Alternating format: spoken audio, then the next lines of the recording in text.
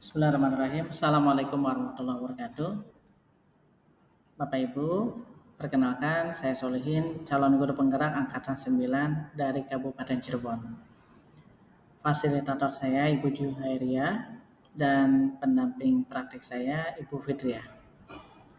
Pada video kali ini saya akan menyampaikan paparan materi atau paparan hasil dari koneksi antar materi yang berisi tentang kesimpulan dan refleksi. Kurang lebih poin-poin yang akan disampaikan pada video kali ini meliputi kesimpulan dan refleksi, filosofi dasar pendidikan dari KHD, jawaban pertanyaan pemantik yang ada di LMS, dan relevansi filosofi pendidikan dulu dan sekarang. Pertama, saya sampaikan kesimpulan dan refleksi. Jadi pendidikan menurut Ki Hajar Dewantara adalah menuntun segala kodrat yang ada pada anak-anak agar mereka dapat mencapai keselamatan dan kebahagiaan yang setinggi-tingginya, baik perannya sebagai manusia maupun sebagai anggota masyarakat. Kemudian kesimpulannya kedua, anak-anak ini bukanlah kertas kosong yang bisa digambar sesuai dengan keinginan orang dewasa. Setiap anak yang lahir, mereka membawa kekuatan kodrat masing-masing, namun masih samar. Sehingga tujuan pendidikan agar menebalkan laku atau kodrat yang baik menjadi manusia seutuhnya harapannya. Lalu untuk refleksinya, menjadi pendidik saat ini merupakan tantangan juga sekaligus peluang agar bisa menerapkan filosofi dasar pendidikan yang dicontohkan oleh Ki Hajar Dewantara. Koneksi antar materi dimulai dari pendidikan dan pengajaran. Pengajaran merupakan bagian dari pendidikan. Pengajaran itu tiada lain adalah pendidikan dengan cara memberikan ilmu atau suatu faedah buat anak-anak, baik lahir maupun batin. Pengertian pendidikan, secara umum pendidikan diartikan sebagai tuntunan dalam hidup tumbuhnya anak-anak. Maksud dari pendidikan menurut KHD menuntun segala kodrat yang ada pada anak-anak agar mereka dapat mencapai keselamatan dan kebahagiaan yang setinggi-tingginya, baik sebagai manusia maupun sebagai anggota masyarakat. Oleh sebab itu, upaya yang kita bisa lakukan sebagai seorang pendidik atau guru, pendidik dapat menuntun tumbuh atau hidupnya kekuatan kodrat yang ada pada anak-anak yang sebelumnya memang ada, namun samar, agar dapat memperbaiki lakunya, bukan dasar kodratnya. Agar dapat memperbaiki lakunya hidup dan tumbuhnya kekuatan kodrat anak. Guru masa kini bisa mengembangkan potensi diri dan kemampuan iptek untuk menuntun peserta didik dalam menebalkan laku baiknya yang masih samar untuk mencapai tujuan hidupnya. Materi berikutnya tentang filosofi dasar pendidikan.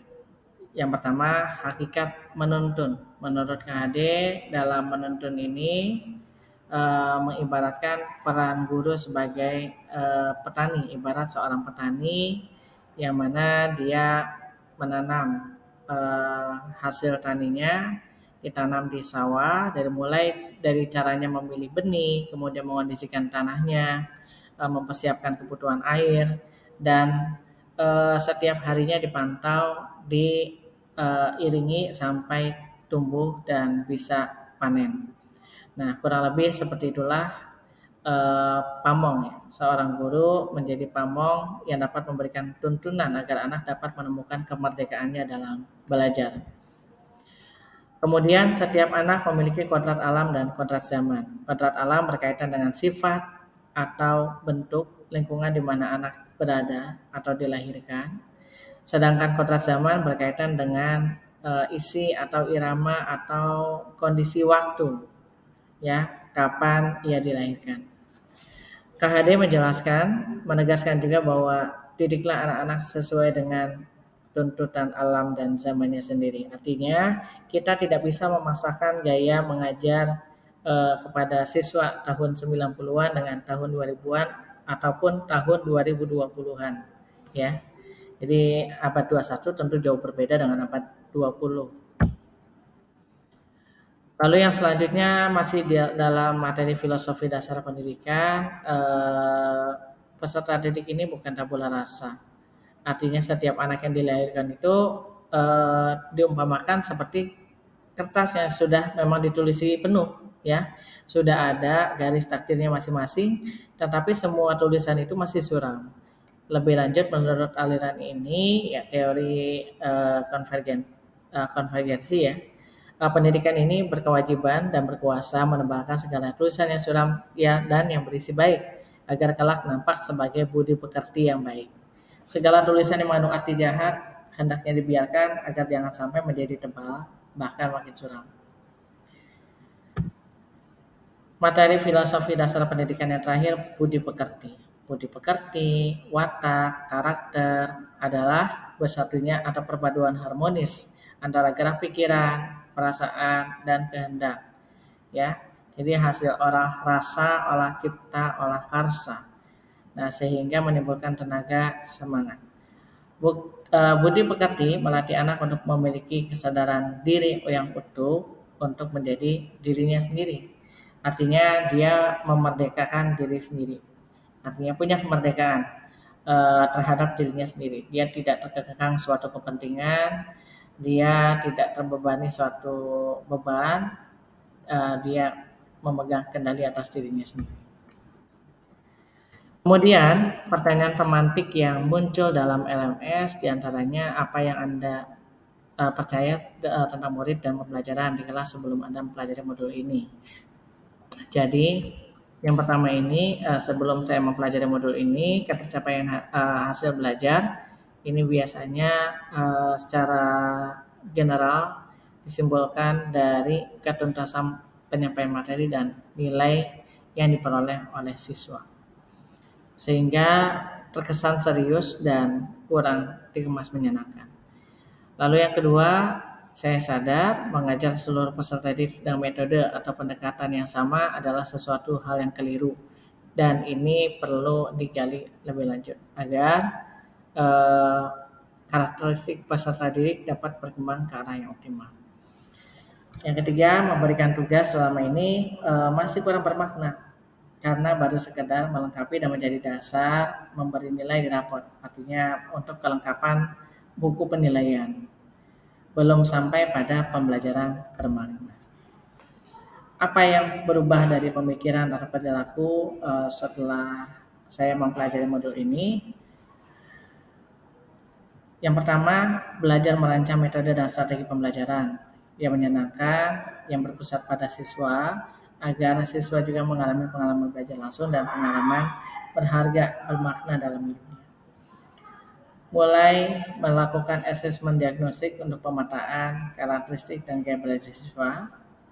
Yang ketiga, mulai melakukan asesmen diagnostik agar bisa melakukan pemetaan terhadap karakter dan gaya belajar tiap siswa yang berbeda satu sama lain. Dan yang terakhir, setiap ada akhir tujuan pembelajaran meminta refleksi agar bisa diperbaiki kesempatan berikutnya. Kemudian, apakah yang dapat kita terapkan agar mencerminkan pemikiran KHD? Yang pertama, berkolaborasi tentunya dengan guru-guru serumpun dan lintas mapel agar saling menguatkan dan merancang strategi pembelajaran yang tepat dengan karakteristik anak yang beragam. Yang kedua, mengaktifkan peran koordinator mapel dan ketua kelompok di kelas agar pembelajaran yang berpusat pada peserta didik dapat diwujudkan. Yang ketiga, merancang proyek mapel yang menyenangkan agar kodrat atau laku baik yang ada dalam diri peserta didik dapat ditebalkan dan memberikan manfaat bagi sekitar. Yang terakhir, melatih konsentrasi diri agar bisa menerapkan 3 yang pendidikan dari KHD. Ingarso sungtolodo ing madya mengerso tutmuri andayan. Sebagai penutup materi singkat ini, relevansi pemikiran KHD secara umum, pemikiran-pemikirannya masih sangat relevan untuk diterapkan dalam pendidikan masa kini. Pada dasarnya anak-anak itu memiliki keanekaragaman sifat, karakter, potensi, dan lainnya. Dari satu individu ke individu lainnya, ini punya karakter yang khas. Tugas kita sebagai pendidik adalah sebagai penuntun dan berupaya agar tercapainya